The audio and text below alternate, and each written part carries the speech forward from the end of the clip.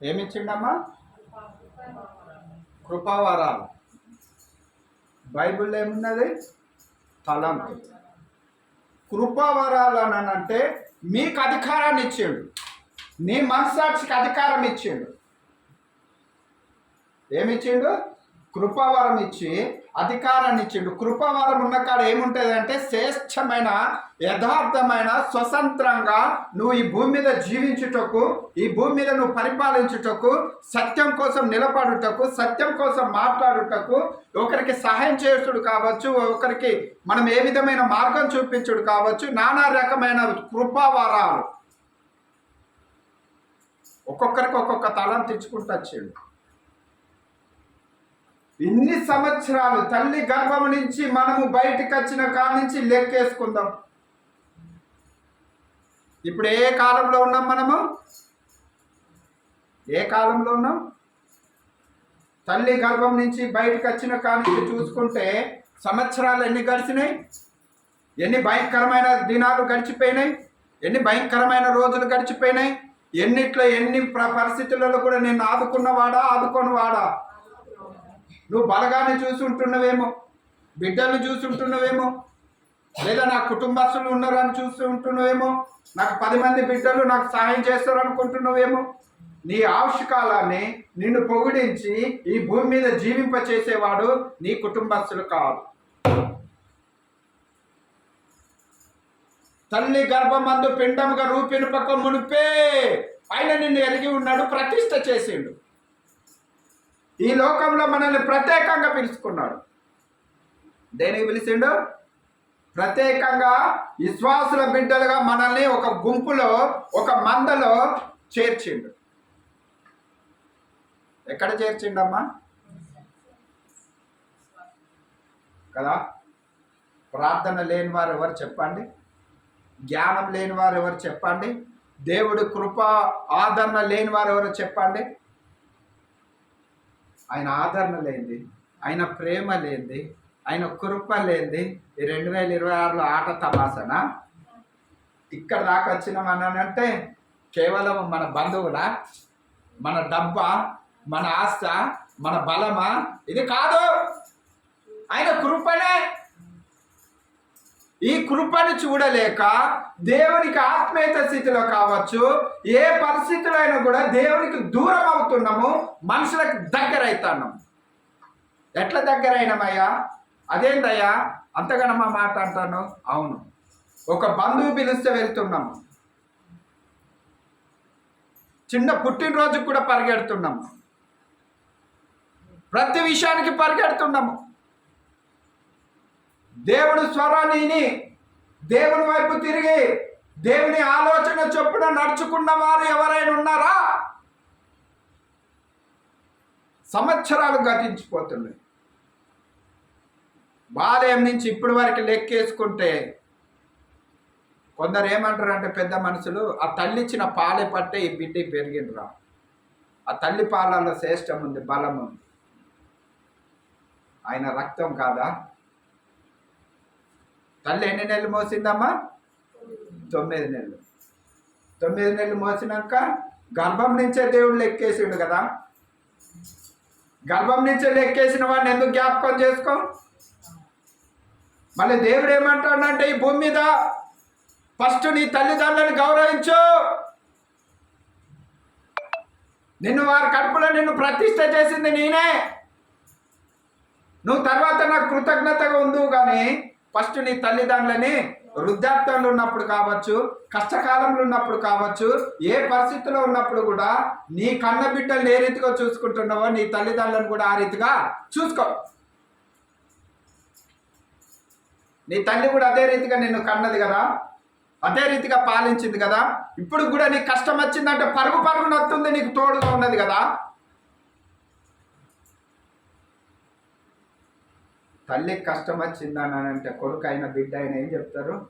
అమ్మా మా ఇంట్లో పరిస్థితి బాగలేదు, నేను తర్వాత వస్తాను, ఈ 2 రోజులు కొద్దిగా ఓపిక పట్టుకో, ఈ 2 రోజులు ఓపిక పట్టుకో. నిజమే, ఓపిక పట్టుకోవాలి. ఈ 2 రోజులు తోడై ఉన్నవాడెవడు? ఈ 2 రోజులు ఆదరించిన వాడెవడు? ఈ 2 రోజులు నువ్వు బలంగా నువ్వు స్థిరంగా ఆవిష్కారాన్ని పొడిగించిన వాడేవాడు, నీ మంచం కాడ నీకు తోడై ఉన్నవారు ఎవరు? ఆయనే కదా నజరేయుడైన యేసు. ఆయన తలంతుని మనం మరుగు చేస్తాము.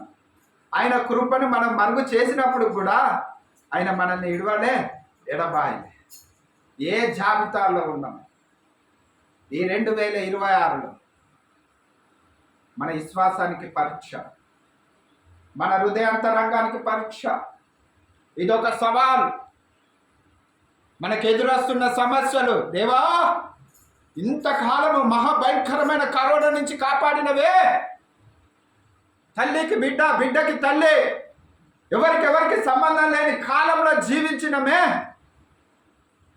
అలాంటి పరిస్థితుల్లో కూడా నన్ను తోడై ఉన్నవాడు. నేనేం చేయాలి? మీకు ఒక మాట జ్ఞాపకం చేస్తామ్మా. హాస్పిటల్కి వెళ్తే నేను డబ్బు కోసం కాదు మాట్లాడేది, ఆత్మీయత జీవితం కోసం, దేవుడితో ఉన్న సంబంధాల కొరకు. పరిశుద్ధాత్మ తండ్రి మాట్లాడేది డబ్బు విలువ కాదు, డబ్బు కోసం కాదు. హృదయాంతరంగాన్ని దొంగిలించేది దుష్టుడు. హృదయాంతరంగాన్ని కుటుంబాలలో గలబిలి చేసేదే దుష్టుడు. హాస్పిటల్ పాలు చేసేది కూడా దుష్టుడే. మందిరానికి వస్తే మనం ఏమి ఇవ్వగలుగుతాము? దేవునికి ఏమి ఇవ్వగలుగుతాము?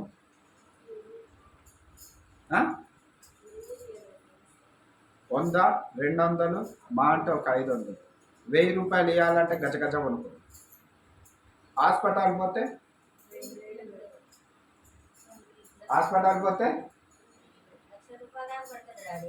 కదా, హాస్పిటల్ పోతే ఇప్పుడు కడుపు నొప్పి అయ్యా, విపరీతమైన కడుపు నొప్పి అయ్యా, తలనొప్పి అంటాడు. తలనొప్పి కూడా ఉందయ్యా, కడుపుకు స్కానింగ్, తలకు స్కానింగ్, ఇక్కడ 5000 ఫట్, ఏం లేదు. మళ్ళీ ఏం చేస్తాడు? అయ్యా నాకు అట్లా కాదయ్యా అనేసి అంటే, సరేలే ఇక వారం రోజులకు మందులు రాస్తానే వివాడు. ఈ మందులకి ఎంత? 1500, 2000. దేవుడు ఎక్కడ దారి తప్పుతున్నాడు అని అన్నానంటే, ఆరోగ్యాలతో ఉన్నప్పుడు దేవుడితో పెరుగులాడలేకపోతున్నాము. దేవుడిచ్చిన తలంతుని మనం తిరిగి ఆయనకి ఇవ్వలేకపోతున్నాము, మరుగు చేస్తున్నాము, దాచిపెడుతున్నాం. ఎవరిది సంపాదన? ఎవరికవడి భూమి మీద కడవరి దాకా లేమిలో కలిమిలో నువ్వు ఆయనతోటి ఉన్నా లేకున్నా కూడా నువ్వు నాతో పరదేశులా ఉండు. నీ స్థితి ఎలాంటిది అన్నది కూడా దేవునికి అనవసరం. నీ బ్రతిక ఎలాంటిది అన్నది కూడా దేవునికి అనవసరం. లాస్ట్కి ఎండింగ్లో అయినా సరే, ప్రభువా నన్ను కరుణించవా అంటే కరుణించే దేవుడు. ఒక్కసారి జ్ఞాపకం చేస్తాడు. దేవుడు ఏమంటాడంటే, మనకిచ్చిన కృపావరాలని వ్యర్థం చేస్తుంది. ఇంకా నా బిడ్డలు, నా కుటుంబం, నాది అని పాకులాడుతున్నాం, కానీ దేవుని కోసం ప్రయాసపడ్డది చరిత్రనే లేదు. మన బ్రతుకు దినంలో దేవుని కోసం ప్రయాసపడ్డది ఏం లేదు. గుడికి కూడా ఎందుకు వస్తున్నామని అంటే, బాగా అయితే మేము ఆరోగ్యాలతో ఉంటే మనం గుడికి కూడా వెళ్ళాం. ఎందుకు వెళ్ళము అని అంటే, ఇంట్లో పని ఉందయ్యా. అమ్మా ఏంటమ్మా ఈరోజు గుడికి రాలేదని అంటే, కొద్దిగా ఇంట్లో పని ఎక్కువైందయ్యా, అప్పుడే పంపులు వస్తున్నాయి. కొద్దిగా లేటుగా లేచిన అప్పుడే పంపులు వస్తున్నాయి, గిన్నెలు దొంకాలి, బట్టలు ఉతుక్కోవాలి. సాకులు చెప్తలేమా? సమయాన్ని దొంగలించలేమా? మరి ఆయన నీ సమయాన్ని దొంగలించినట్టయితే ఉంటే మనం ఉంటామా భూమి మీద? ఉంటామా? మన బిడ్డలు ఉంటారా? మన పిల్లలు ఉంటారా? మన బంధుత్వాలు ఉంటాయా? ఎవరికెవరమ్మా? 3 రోజుల ముచ్చట, 3 రోజుల ముచ్చటే.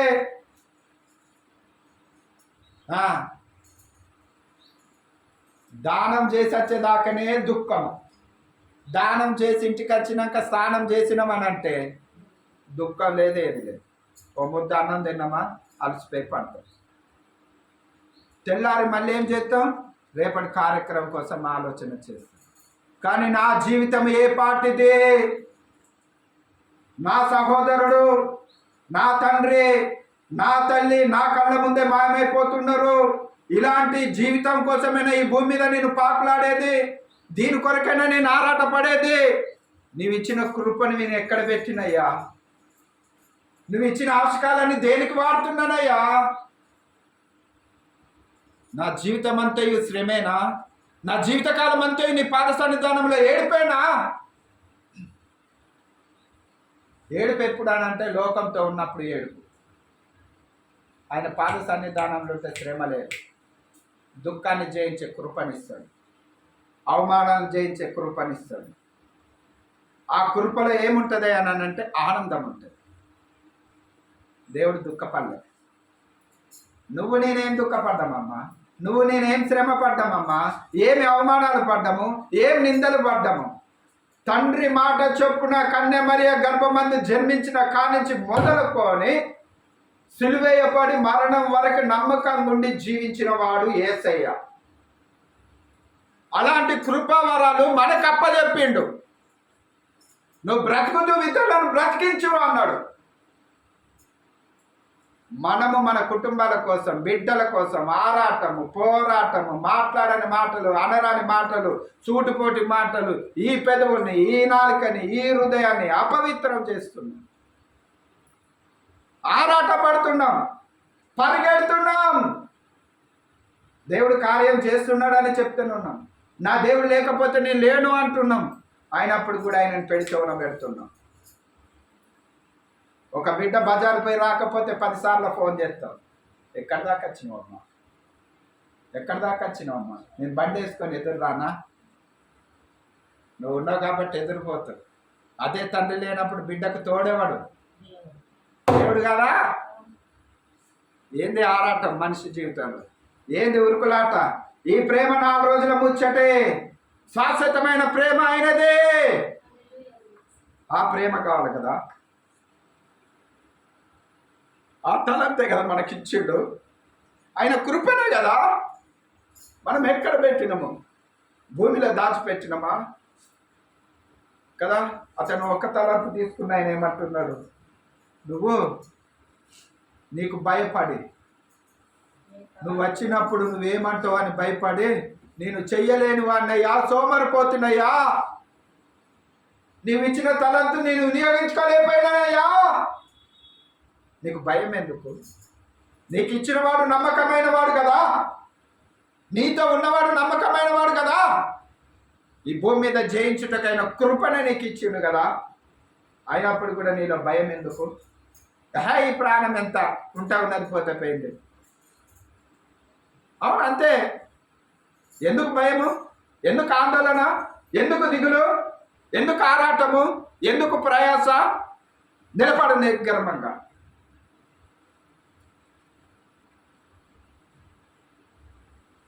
అమ్మా, ఒక మాట జ్ఞాపకం చేస్తా. గోదావరి ఫుల్లుగా వస్తున్నది. ఆ ఒడ్డుకు వెళ్ళవలసిన పరిస్థితి.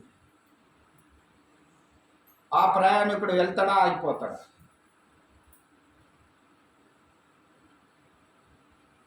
నావ కరెక్ట్ ఉండాలా? నావ నడిపేవాడు కరెక్ట్ ఉండాలా? లేక ఉన్నవాళ్ళు కరెక్ట్ ఉండాలా? ఎవరు కరెక్ట్ ఉండాలి?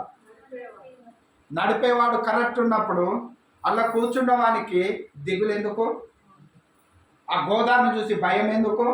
నడిపేవాడు భయపడితే మనం ప్రయాణం చేయలేము. నువ్వు ఆ ఓడలో ఉండి కూడా, ఈ లోకానుసరమైన ఓడలో నువ్వు ఉన్నా కూడా, దేవుడు నీ ఓడని యజమానుడై ఉన్నా కూడా, మనలో ఏముందని అంటే సునిశ్చితమైన మనకి జ్ఞానము లేదు. ఈయన నాతో ఉన్నవాడని నమ్మలేకపోతున్నాము. మనలో ఏమున్నదంటే భయము. ఏంటి భయం అంటే ఎప్పుడు ఏం జరుగుద్దు, ఎప్పుడేం జరిగినా పర్లేదు, కానీ పరలోకం పోతాం. అసలు పోతామా? పరలోకం పోతామా? గుళ్ళు కట్టిస్తే పరలోకం పోతామా? నేను ఇక్కడ ఉండి ప్రసంగిస్తే పరలోకం పోతానా? ఏమ్మా, 100 మందిని సచిన వాళ్ళని లేపితే పరలోకం పోతానా? 100 మందిని బాగు చేస్తే పరలోకం పోతానా? ఈ ఊరు మొత్తం పేరు ప్రతిష్టలు సంపాదించుకొని పలానా సేవకుడు రా, పలానా కనకరాజురా అని అక్కడ దాకా ఇక్కడ దాకా 4 మూలల నుంచి పేరు తెచ్చుకున్నా కూడా పరలోకం పోతానా? నా తను ఉన్నంత వరకు నాతో ఉన్నవాడితో నేను నమ్మకంగా ఉంటే, యథార్థంగా ఉంటే, నా తను ఉన్నంత వరకు ఒక్కరోజు ముచ్చట కాదని, ఒక్కరోజు ముచ్చట కాదు. ఆయన ఇచ్చిన కృపావరం అలాంటి. అప్పుడు కానీ పరలోకం అంటే ఉంటుందో ఉండదో అది కూడా గ్యారంటీ లేదు. అది కూడా ప్రాణం పోయే ముందు, ప్రభువా ఈ ఆత్మని నీ రాజ్యంలో జ్ఞాపకం చేసుకో, ఏమైనా ఉంటే క్షమించని అడిగే మనసు కూడా కావాలి. ఇద్దరు దొంగలలో ఒక దొంగ అదే అడిగిండు కదా, ఎంతమందిని చంపిండో, ఎంతమంది దగ్గర దోచుకున్నాడో, ఎంతమంది పేదోళ్ళ పొట్టగొట్టిండో, ఎంతమందిని ఉసురు పోసుకున్నాడో. ఇద్దరు లాస్ట్కి సిలువేయబడ్డారు. అప్పుడు కూడా ఒక నోటి నుంచి అపవిత్రమైన మాటలే, ఎగతాళైన మాటలే. కుడివైపునున్నాడు, ప్రభువా నువ్వేం నేరం చేయలేదయ్యా, మాతో పాటు నిన్ను సిలువేసింది, మేము నేరం చేసినాం, దీనికి అర్హులము, మేము ఈ శిక్షకు అర్హులము. తప్పు నొప్పుకునేవాడు వాడు ఉన్నాడమ్మా ఈ రోజులలో. దేవుడికి ఇష్టమైంది అదే కదా, యథార్థమైన మనసుతోటి ప్రభువా నన్ను క్షమించు అని అడిగే మనసు కావాలి. ఏం కావాలి? క్షమించు. క్షమించినాక మళ్ళీ దేవుడు క్షమించినాక మళ్ళీ మనం ఏం చేస్తాం? దేవుడు అన్ని మనకు సమకూర్చినాక మొదటి స్థితికి వస్తాం కదా. అందరించి అంటాను, భలే మంచి దాసుడా. ఈ 2026లో ఏ దాసుడు, ఏ దాసురాలు దేవుని వైపు చూస్తే, దేవుడు ఎవరి వైపు చూస్తాడు? నేను దేవుని వైపు చూస్తే దేవుడు ఎవరి వైపు చూస్తాడు? నా పరిచర్య వైపు చూస్తాడు. నాకు ఎంతమంది బిడ్డల్ని ఇచ్చిండో వాళ్ళ వైపు చూస్తాడు. నా కుటుంబాన్ని చూస్తాడు. ఈ పరిచర్య సరిహద్దులో నాకు ఇచ్చిన తలంతును బట్టి, నాకు ఇచ్చిన కృపను బట్టి వారందరికి కూడా ఆయనే తోడై ఉంటాడు. ఎవరు తోడై ఉంటారు? నేను ఇప్పుడు చాతకొండ అమ్మ వాళ్ళ ఇంటికి వచ్చిన మాట వెళ్ళినాక అమ్మని ఒకరోజు కలిసి మాట్లాడి చేసి ప్రార్థన చేసి వచ్చేసినాక రెండో రోజు ప్రార్థన మళ్ళీ ఫోన్ చేసి, అయ్యా నాకు ఇప్పుడు బాగుంది, భయం లేదు, ఆందోళన లేదు. అవునమ్మా, నేను వెళ్ళొచ్చినా కానీ నీతో ఉన్నవాడు ఉన్నాడని ఎందుకు నమ్మలేకపోతున్నావు? నేను వెళ్ళి వస్తా, తర్వాత నీతో ఉన్నవాడు నీతోటే ఉన్నాడు. ఆయన వెళ్ళలే, ఆయన ఆధారణ ఏ మనిషిని విడిచిపెట్టారు. అందరించి అంటాడు కదా, తల్లి అయినా మరుచునేమో నేను నిన్ను మరువను, చూడుము నార చేతులలో నిన్ను చెక్కి ఉన్నాను, నీ పాదము తొట్టిల్ల నీయడు నేడు, నిన్ను కాపాడు అని చెప్పి వాగ్దానము చేసిన యేసయ్యా తల్లిలా లాలించును, తల్లిలా ప్రేమించును.